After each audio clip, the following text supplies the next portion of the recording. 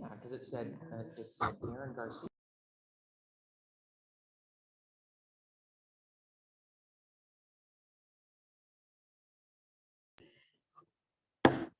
This meeting will come to order. Lisa, do we have any speakers? Thank you. Then we'll move on to climate tech. No, we can, but it's not on here. Superintendent Taylor, members of staff, and the Lakeside community for having us here today. I think Helen's going to start the screen.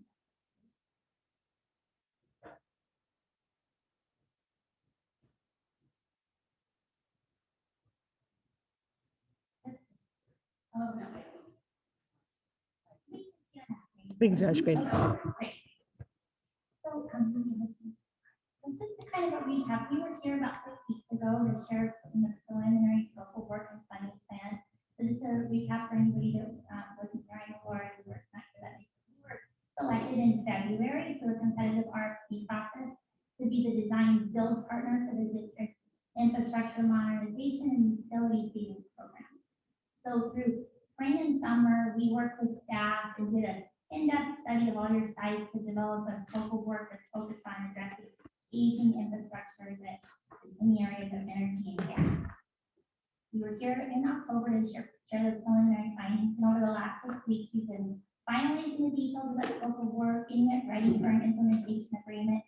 And tonight, we just wanted to give you an update on kind of the final scope of work before we come back next week for you to consider approving implementation of the program.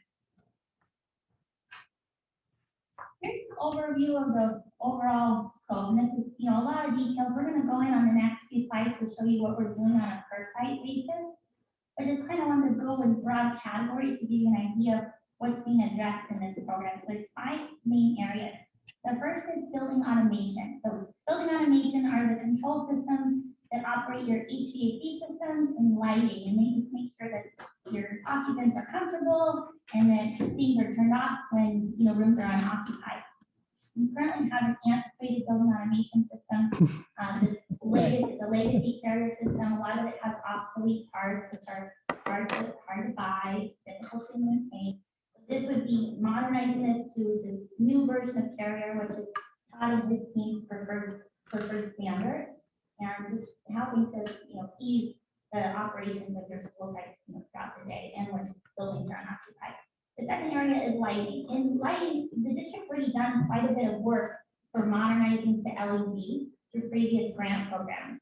There's about 1,600 fixtures that are still kind of the more antiquated technology that needs to be modernized. These fixtures are inefficient and the bulbs have to be replaced often. So this would be changing it to LED, using a lot less energy and less maintenance, and just it'll improve the overall look and feel of your facility. The other category is heating and cooling. So this is the main focus of the program. There's about 77% of the district's HVAC units that are in need of replacement. So this would, be modernizing about 285 units. You can imagine operating units that are past useful life are, costly to maintain, but in Lakeside's case, a lot of areas you have units that are 2 to 3 times past their rated useful life. So these modernizing needs is going to really help to reduce your maintenance, improve the comfort, and most importantly, allow you to implement today's standards for indoor air quality, which is better filtration and better ventilation. Kind of hand in hand with looking at heating and cooling, a lot of these units are on the roof, is addressing their failing roofs. So the district has about 40 roofs, 39 exactly, roofs that are in need of replacement. Maintaining these old roofs that are really in need of replacement can also be disruptive to the learning environment. There's leaks associated with it, and it's just really costly overall on the district's operating budget to maintain. So as we're doing the heating and cooling, there's about 40 roofs that are slated for replacement as well. The fifth component is looking at renewable energy. So as you know, SDG&E rates are the highest in the state, and they've increased 78% in the last 10 years. So implementing solar at sites that make the most sense will just allow you to hedge against rising utility costs and protect the general fund from unused expenditure. On the next slide, we have a per site. We're just gonna kind of quickly go through them and give you the bullets for each site, what we're doing where. We kind of show you, this expansiveness of some of the scope of work that's being done. What you see in green, the green overlay are the roofs that are being replaced. And then the bullets kind of just give you detail of what we're replacing, which is similar to what you saw on that matrix on the previous one. This is the district office. Eucalyptus Hills. And if you want us to stop or go back, let us know we got this. Lee. Lakeside Farms. Lakeside Middle School. Lakeview Elementary.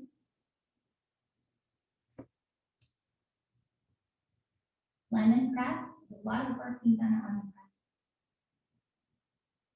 Really all of those. Lindo Park, you see there's some roofs on the left and also on the right. There's some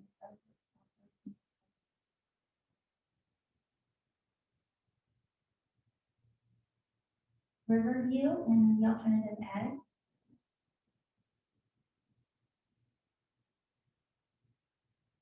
Tierra del Sol is obviously not in need of roof replacement. These are modernized recently. So no roof replacements, but still some HVAC modernizations and a good amount of solar parking, shade structures, and rooftop structures here. Winter Garden. Maintenance and operations also doesn't need a roof, but still some other efficiency measures.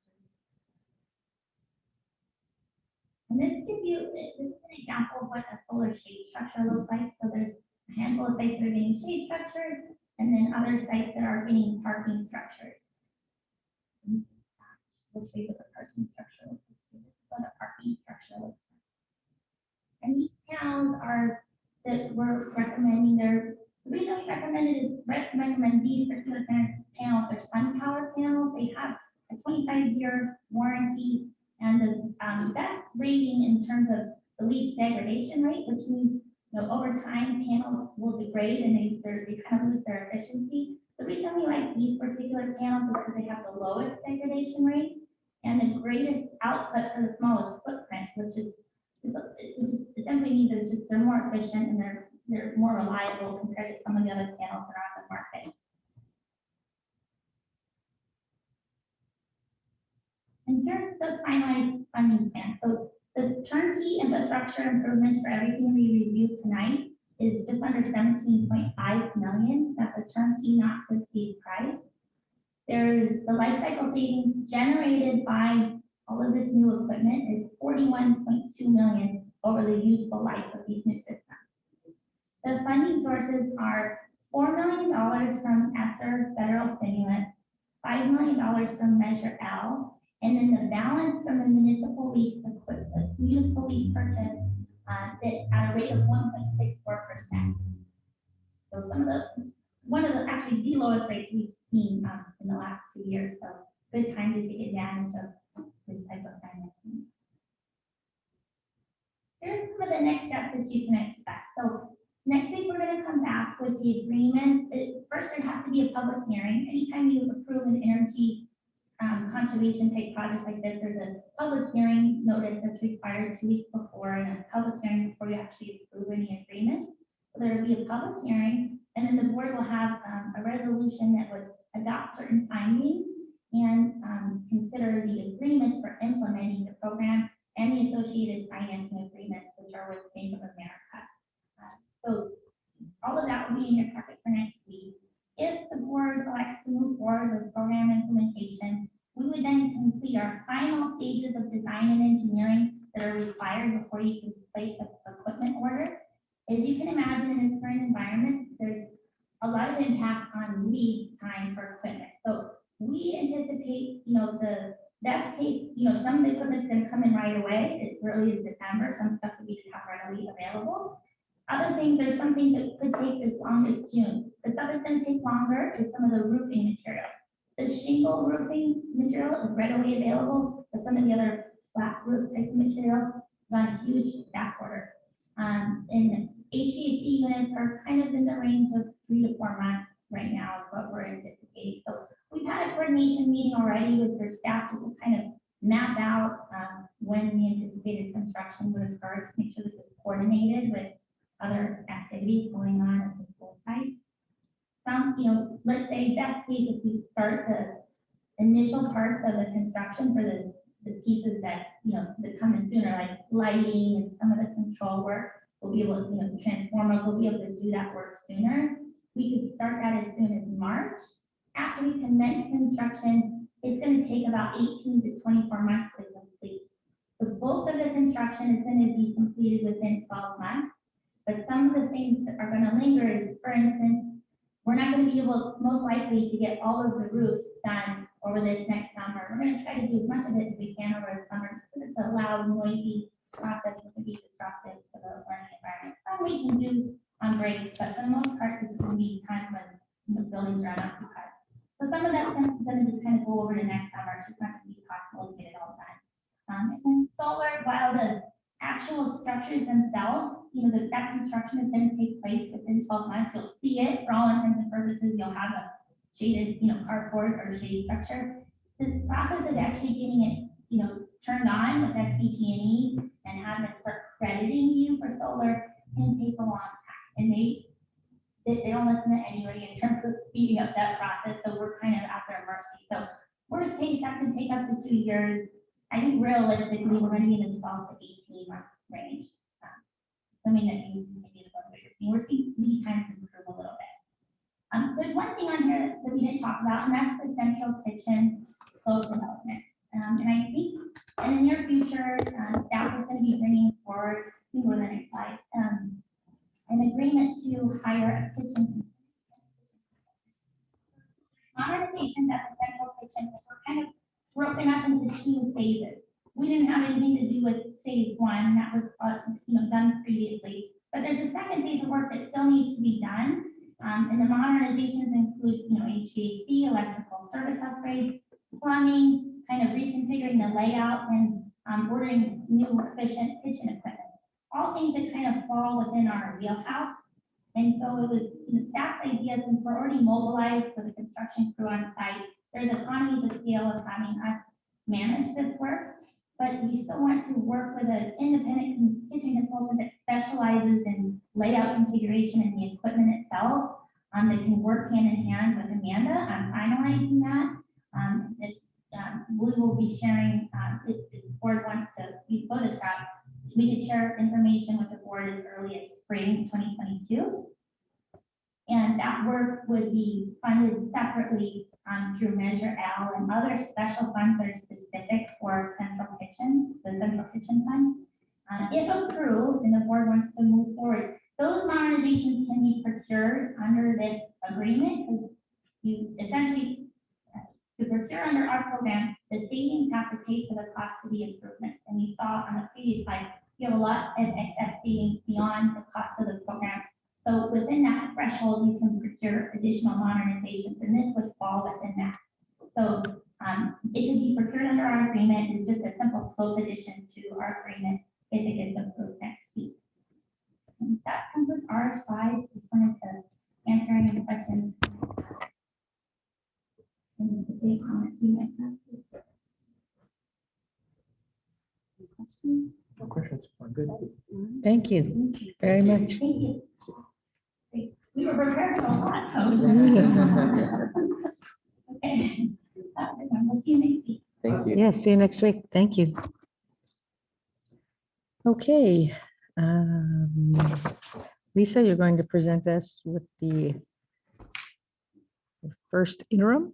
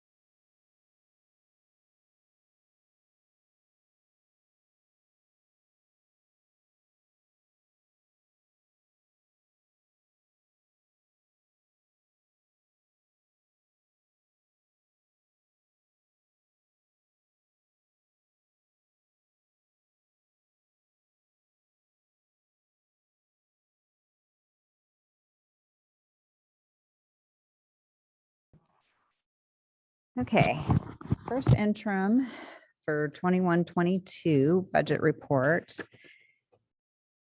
Just to briefly go over the process, I'm sure everyone knows, but it seems like it's the never ending road that we can never get off of. So I found this slide and I was like, perfect. So we're in our first interim. In March, we'll have our second interim. June, we'll have our estimated actuals of this year along with the budget adoption. And then in September, then we wrap it all up of this year's financials with our unaudited actuals. So we're just getting started with this year. And just to highlight some changes since budget adoption, they keep changing constantly. I know we did our 45-day after budget adoption because there had been changes within that time period, and there's been more. So some ones that we're looking at receiving are the pre-kindergarten planning and implementation grant. Those are nice size funds that'll be coming in to the district. We will be applying for the kitchen infrastructure grant. There's some criteria on that. Not really holding our breath on getting that. We may not qualify, but decided to go ahead and apply for it anyways, because you never know. And then a nice thing this year is they did allow for the substitute teachers to serve in any one assignment for up to 60 cumulative days. There had been previous restrictions to how long a substitute teacher could work within an assignment. So there were some nice excuse me, gives or help for districts. Our general fund revenues, excuse me. At this time, did a graph, excuse me.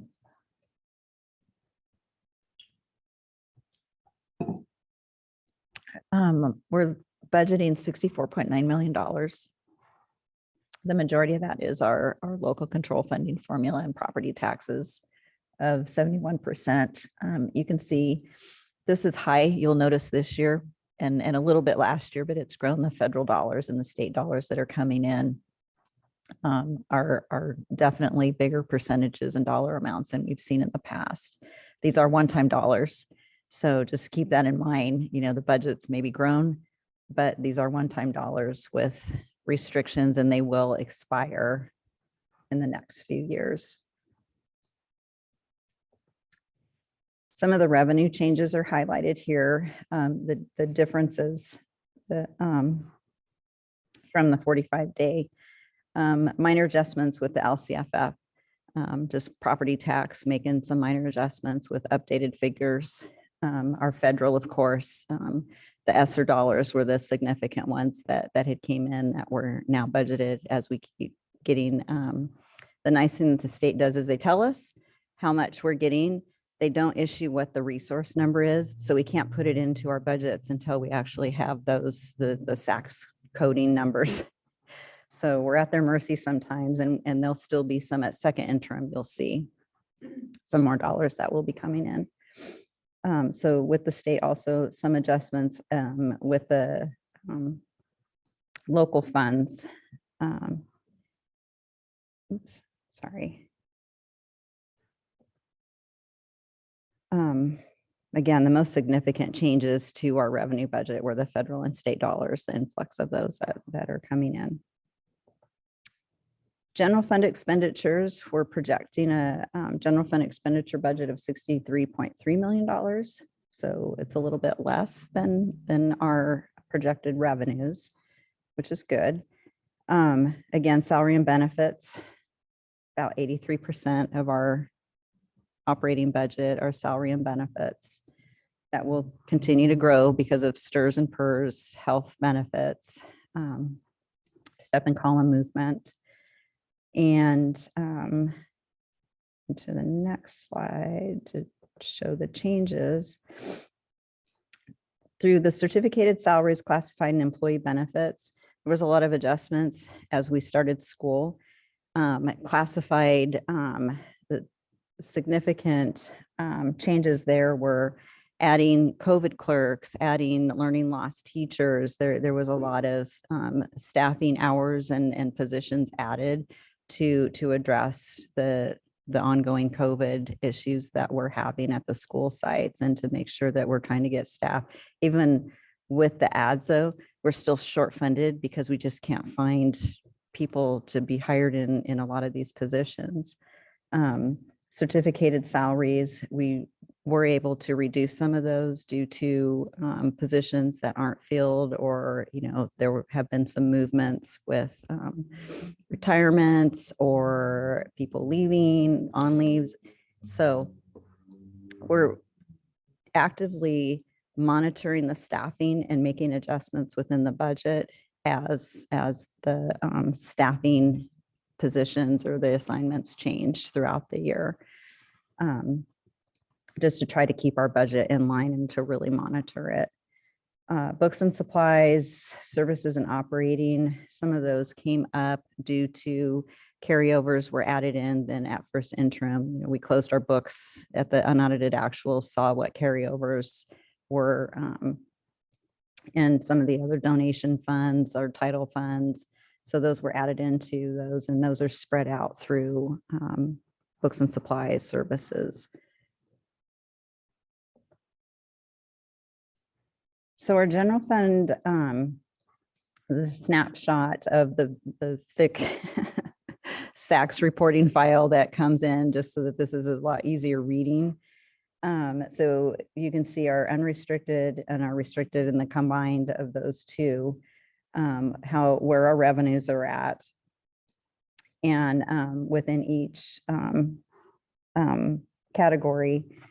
And so we're anticipating to have, after our contributions and our expenditures, our ending fund balance in our unrestricted fund is 1.7.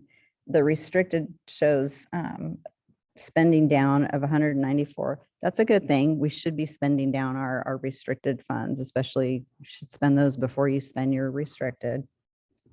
So we're anticipating our ending fund balance, combined funds, to be around 14.4 million.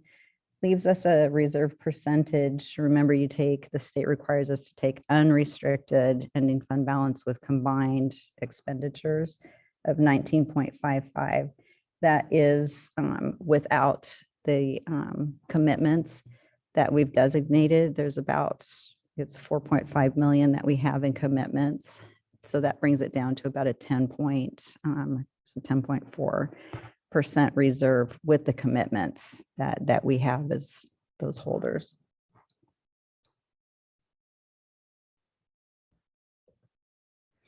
Multi-year projections, the assumptions that are used in the multi-year is we definitely pulled out any one-time dollars that are being used up in the subsequent years, any staffing that had been, it's staffing that's needed, and we need to keep certain designations that had been funded out of unrestricted. We were able to move over to these one-time funds, but when those funds dried up, now we have to move that staffing back into restricted. So we've done that in the subsequent years. And then use the projections from school services in the subsequent years for COLA and STRS and PERS, any other adjustments that may be needed, mandated costs, grant, and lottery. It's really it's going to be an auditor's nightmare when we start really getting into this, because of the shift and change of the funds that are coming in and the uses. And as you get more clarity, because sometimes we don't even have clarity on the uses. So you think you can use it here, and then they give us more clarity, and it's like, okay. And so you're doing entries, your journal entries, and moving the funds from here to here. And then they tell us, okay, so let's move it. It'll be better served over here. And so the path of travel for these funds is going to be interesting to trace for an auditor. But districts should be doing their due diligence and using those, making the funds work where they should be as we get more clarity on the uses of them. So our multi-year projections, you can see this current year, we're projecting the 19.55% reserve. Going into 22-23, we're going to be seeing a little bit more of a deficit spending. That's our the cliff year. So that's definitely this year we're monitoring that, because you can't just do it in the year that it's happening. So we're monitoring that, making sure that we're going to be staffed right. Our enrollment projections, I was talking with Rhonda, we're going to do an A, B, C, and D because there's just different scenarios of how our enrollment may shake out next year. And then 23-24, it definitely goes down if we don't make any corrections to address any of these funding issues, and the one-time funds. A lot of them dry up by that time. So lots of shifting and changing. Cash flow, thank goodness we have no deferrals this year. Hopefully we'll see what the governor says in January with his January budget proposal for 22-23. I'm not anticipating any deferrals for the following year. Yeah, Andrew's shaking his head no. They better not do any deferrals, but I've seen crazy. So our projections are showing a cash balance at the end of this year and the following year. So those are good. We will continue to monitor our cash flow though, because that's cash is king, pays the bills. But we don't anticipate going out for any kind of a trans or anything like that, because our cash will be positive through the months. So our next steps are really monitor this year's enrollment, the ADA too, because not only have districts seen an enrollment drop, they've also seen their ADA drop, which is what we're funded on. So really keeping a close watch on that, and monitor the one-time funds, how we're utilizing them, making sure as they, get closer, those cliffs of the one-time funds, that we're going to, move back any of those ongoing expenses that we were utilizing to offset our general fund in this time.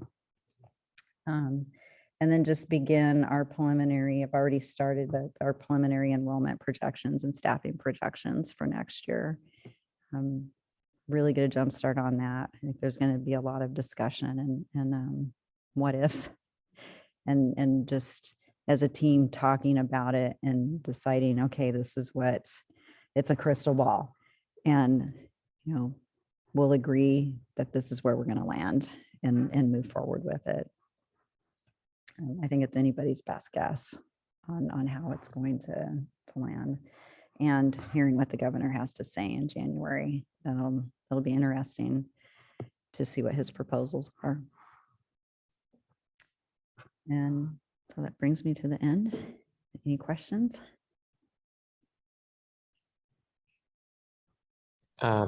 So on the part where you had mentioned that we have $4.5 million in commitments, and so that brings our reserve down. Does that number apply as well in the multi-year projection? So you had said that we're at 19.55% now. With the 4.5, it brings us to 10%. So that's a 9% swing. So then on the next slide, it was 6-ish or 10%. So that brings us down to a 3%. And then the year after that, we were at 2.95. So if you go 9%, we're actually negative. And then If we keep those commitments. Yeah. And what are those commitments? I mean, just so people know. Deferred.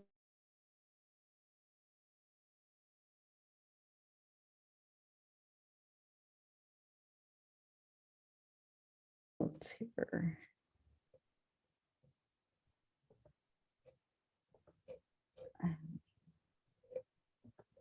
we go.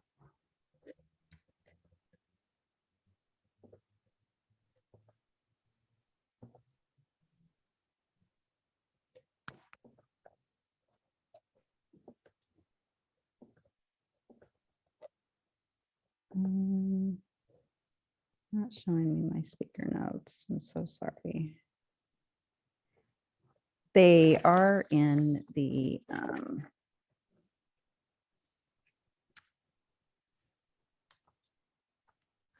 So they are notated in the big pile of paper in the SACS documents under the summary for unrestricted and restricted. So we have a sped contribution for declining enrollment of 512,000. Deferred maintenance, we're committing 250,000. The instructional materials adoption of 750. So some of these are adjusted also in the out years, or they will be depending on what we utilize and commit to in this year. Ed services software, 189,000, a technology rotation of 400,000. And then just a declining enrollment budget mitigation of 3.5. So some of those are just what we're committing to. If we need them, we're committing them to for the budgeted or not the budget adoption, the instructional materials adoption. We may spend all of that this year, we may not, may flow into the following year. So we'll make adjustments to those commitments also in the subsequent years. And as we get to second interim, we can see how much we're really committing this year again. So it's a very fluid document. I mean, I don't know, school district budgets aren't made to be hard and fast. There's a lot of adjustments being made, but yeah, that's, you get out to that third year. That's a snapshot of if we stayed status quo. This is where we will be if we make no changes and make any adjustments to our operations. And on these, it also doesn't assume what we are negotiating with our labor partners. Correct. Thank you. Mhm.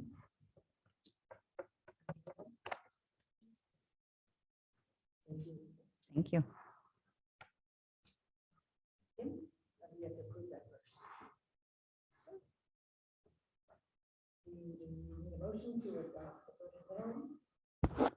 I make a motion to adopt the first interim report. I'll second.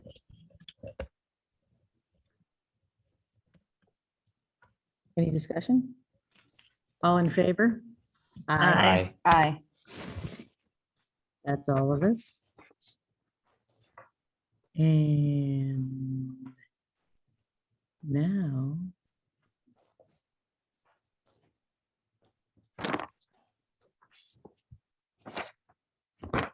we go to public hearing regarding the district's initial proposal for a side letter of agreement with California School Employees Association and its Chapter 240 regarding COVID-19 impact and effects so that the negotiations may begin. Do we have anyone to speak at our public hearing? Seeing that. Anybody online raising their hand or anything, Lisa? Okay, so we need a motion to approve the district's initial proposal for a side letter of agreement. I'll make the motion to approve. Second. Any discussion? All in favor? Aye. And that's all of us, so we don't need the opposed thing. Now we will hear from Kim Reed regarding educator effectiveness block grant expenditure plan. Share my screen with you so you can see the presentation. Everybody was able to receive the presentation I sent? I did. All You right. can look at it. Thank you. You betcha.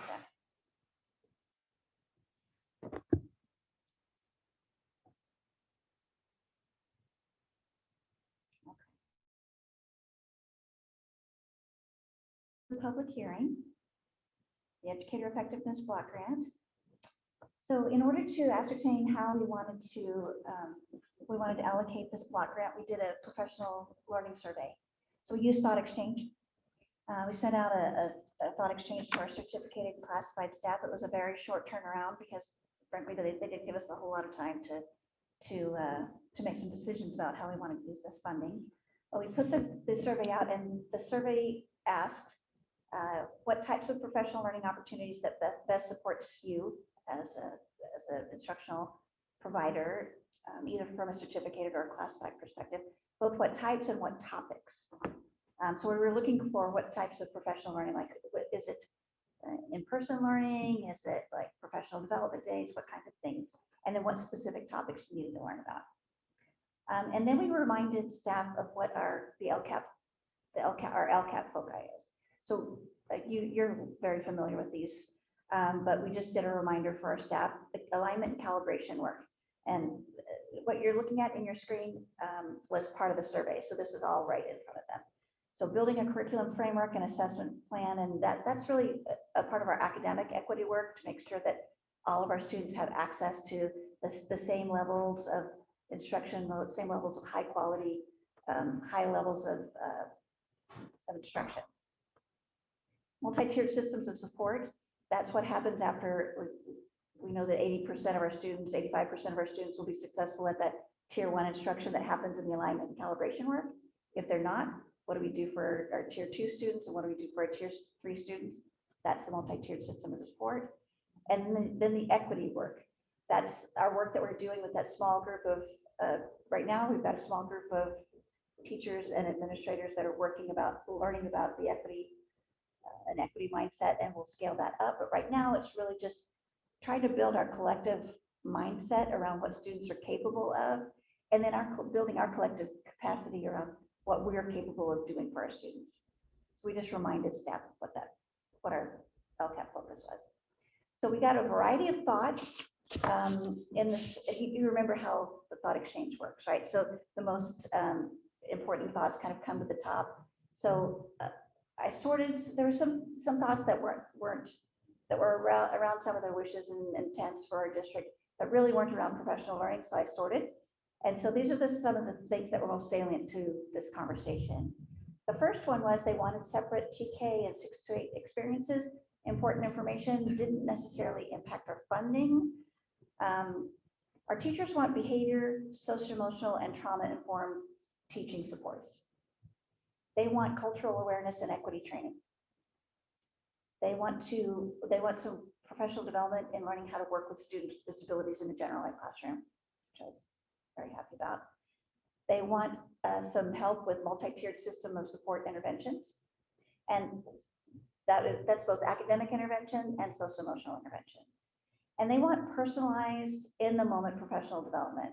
And kind of what we offer now is we offer a professional development day that kind of 2 professional development days that do the best we can to address as many of the needs as possible across the district. But they're not as, I would say they're not as targeted, they're not as in the moment as we would like for them to be. So based on the feedback that we got from this survey, and based on a conversation that we had with the principals, our plan is to provide instructional coaches. I say instructional coaches, they can also be socio-emotional coaches, but generally speaking, our plan is very broad at this point because we want to engage our stakeholders, we want to engage our teachers and our principals to figure out exactly what this coaching model looks like.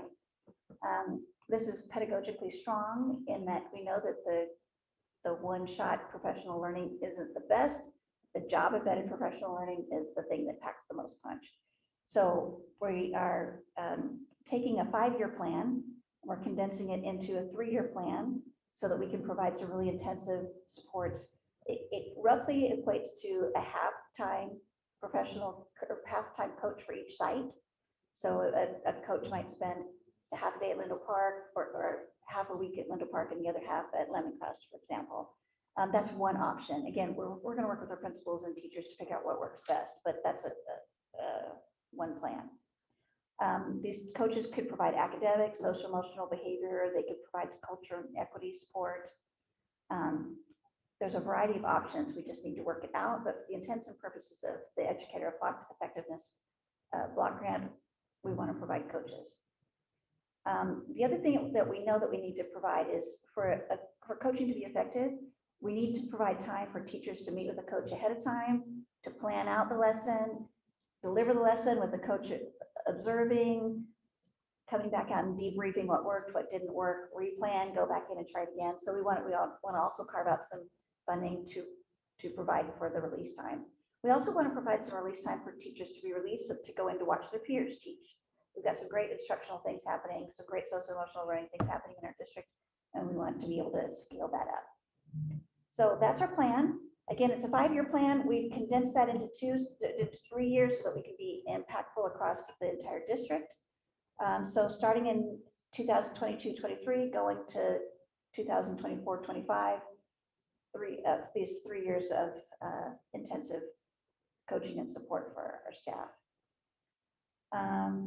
That's the plan in a nutshell. Do you have any, again, I apologize, the plan is pretty broad. It's broad for a reason, though. We really, really want to make sure that the coaching works for our teachers. So we're going to build that plan collaboratively. So where will these coaches come from? Will they be existing staff that will move into a coaching position rather than a teaching position? Great question. What we'd like to try to do is we really, we might be in a layoff position. I was and we- thinking that. Yeah, I'm sure you were. I'm sure you all were. I think we'd really like to be able to cushion some of that blow by moving some of our current teachers into those positions. We certainly have teachers that have the ability to do that job. The other thing that we'd like to do, though, is we'd really like to make sure that we have the right people in those positions.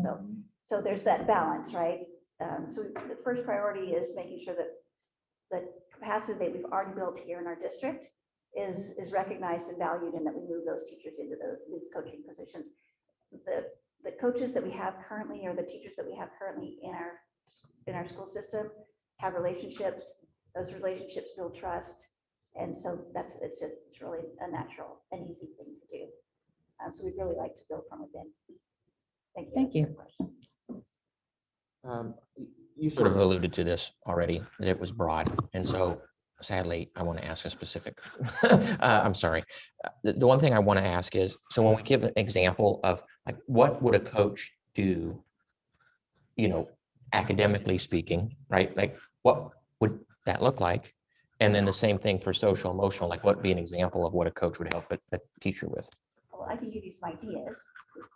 So some ideas would be, we've built, so over the last 3 years, we've built some time building a socio-emotional multi-tiered system of support. So we know what we can do for students that, generally speaking, for all of our students for socio-emotional, we have a social-emotional curriculum across the district. And then for those students that maybe have additional needs beyond that, we know what we do next for them. And then for students that really have some really intense needs, then we have another layer of support there. Well, tiers 1 and 2 happen in the classroom, right? It's really not until tier 3 that we actually start really kind of providing additional support from outside the classroom. That's a big burden on the classroom instructor, classroom teacher. So what we do is we have the instructional coach come in. Sasha Elbaz. Sasha Elbaz has been doing some of this work already. So Sasha will come in, she'll brainstorm with the teacher, she'll observe the student, observe the classroom, look at some of the strategies that are currently happening in the classroom. She'll talk to the teacher. Sasha's been trained in forward coaching. So the plan is to get these coaches some training in what coaching looks like. So that she would work with the teacher, kind of identify some of the needs that they have in the classroom, and then we'll work on them with some strategies. Here's a strategy you can try. Let's go try it in the classroom. Teacher puts it in place. Many times what happens in our professional development scenario, where it's like a drive-by kind of thing, the teacher gets the professional development opportunity. They try it in their classroom, it doesn't work, and it's abandoned. But with the coaching model, the teacher tries it, she comes back out, he or she debriefs with the coach. They replan, they try another method, another way of implementing. They go back in, try it again until they get it right. Same thing with academics. We've now built an academic multi-tiered system of support. So the coach can come in and coach with tier 1 strategies. Here's some basic instructional, like tier 1 instructional strategies. If those aren't successful for some students, then the coach can say, all right, let's brainstorm some possible strategies that could work for this smaller group of students, put those strategies in place, give those a try.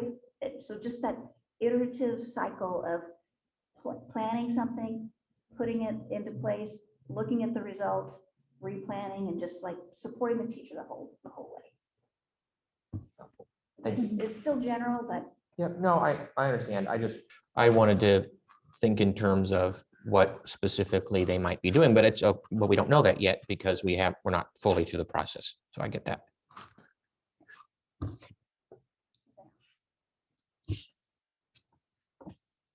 Okay. So since you said this is a public hearing earlier, I think we already held the public hearing. So we're done with that. approval will be requested at the next meeting. Okay, Thank you. thank you. Thank you both for sending your presentations ahead of time as well. It was good to look at them before we got here. Thank you. Then we need a motion to adopt amended resolution number 2022-06 and number 2022-07, designating the Assistant Superintendent of Business Services to be its chief negotiator and designated representative in negotiations with the CSEA and the LTA. I'll make that motion. Perfect. Second. Any discussion? All in favor? Aye. Any opposed? That's it. Thank you, Lisa. Any other business, anybody? Doesn't look like we've got any, so we're adjourned. Record time.